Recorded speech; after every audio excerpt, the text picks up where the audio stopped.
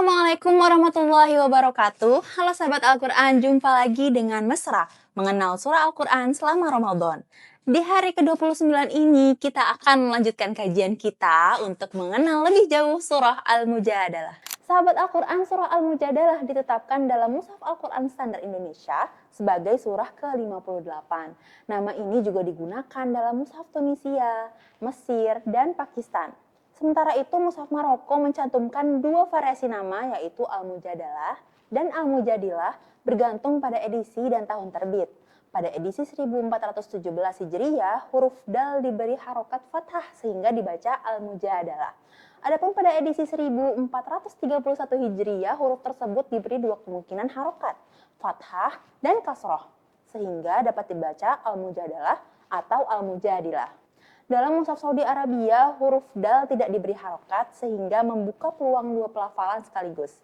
Sementara itu, Mushaf Libya dan Iran secara tegas menetapkan nama surah ini sebagai Al-Mujadilah. Di Indonesia sendiri pernah terjadi perbedaan penamaan antara Mushaf Al-Quran Standar Indonesia dan Al-Quran dan terjemahannya edisi tahun 2002. Mushaf standar menggunakan nama Al-Mujadalah, sedangkan edisi terjemahan tersebut memakai Al-Mujadilah. Penyeragaman nama baru dilakukan pada tahun 2007 melalui sidang pleno pentasihan. Ditetapkanlah nama Al-Mujadalah sebagai nama resmi surah ini. Pilihan ini didasarkan pada pertimbangan bahwa kandungan surah tersebut lebih menekankan pada Al-Mujadalah atau peristiwa gugatan yang diajukan kepada Nabi Muhammad SAW dibandingkan Al-Mujadilah atau sosok perempuan yang mengajukan gugatan. Nah, sahabat Al-Quran, secara kebahasaan, konfigurasi huruf nama surah ini memungkinkan dua cara baca. Jika dilafalkan Al-Mujadilah, penamaannya merujuk pada frasa allati tujadiluka dalam ayat pertama, yakni perempuan yang mengajukan gugatan kepadamu. Yang ayatnya sebagai berikut. A'udzu billahi minasyaitonir rajim. Qad sami'a Allahu qawlan lati tujadiluka fi zawjiha wa tashtaki ila Allah. Wallahu yasma'u tahawurakuma. Innallaha sami'un basir.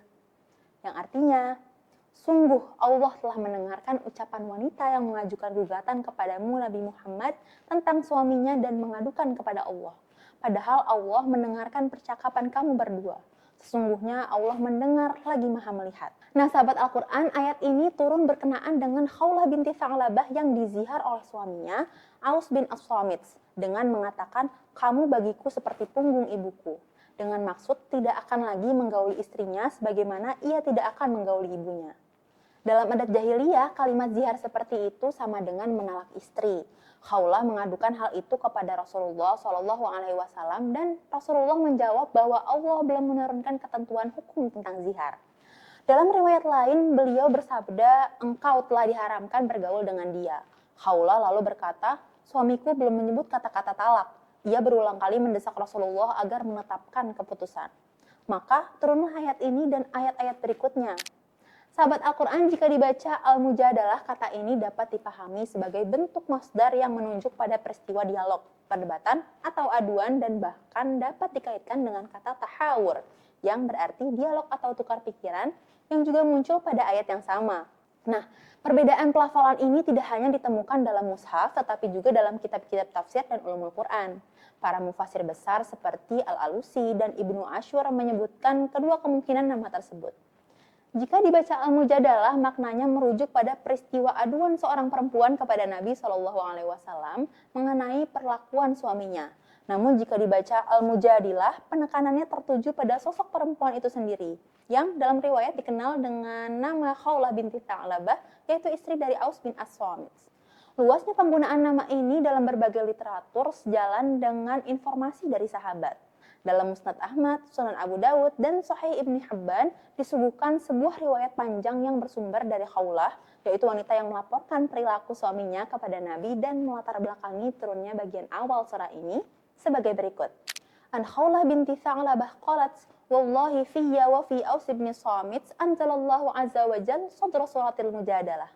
Yang artinya, Khawlah binti Tha'labah mengatakan, demi Allah terkait diriku dan suamiku, Aus bin Samit lah Allah Subhanahu wa taala menurunkan bagian awal surah Al-Mujadalah. Nah, sahabat Al-Quran, terlepas dari perbedaan tersebut, kedua nama bermuara pada tema yang sama, yaitu gugatan seorang perempuan terhadap praktik zihar atau ungkapan seorang suami yang menyerupakan istri dengan wanita yang haram dinikahi selamanya, seperti ibu atau saudara perempuan.